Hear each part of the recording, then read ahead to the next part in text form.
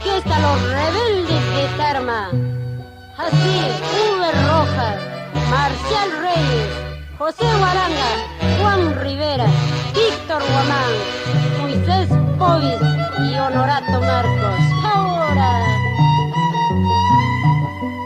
Marioneta de Caruamayo, qué triste cantas en la mañana, anunciando mi triste suerte con estos trinos que hacen sufrir. Marioneta de Caruamayo, qué triste cantas en la mañana, anunciando mi triste suerte con esos trinos que hacen sufrir.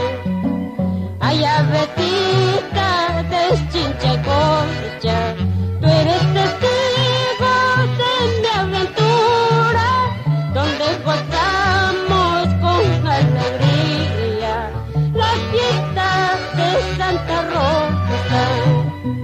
Cuando me vaya yo de tu lado, he de acordarme toda una vida.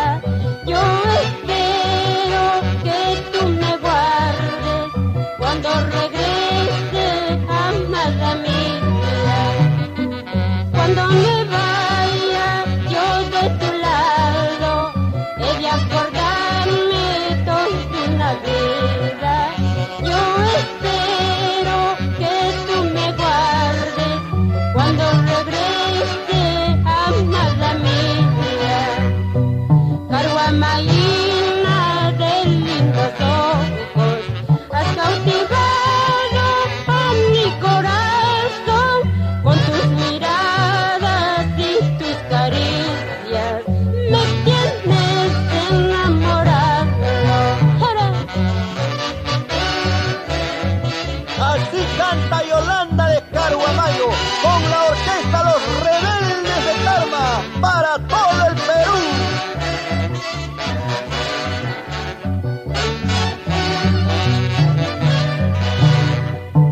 Dice mucha gente que sufro de pena, como yo no sufro, no lloro por nada.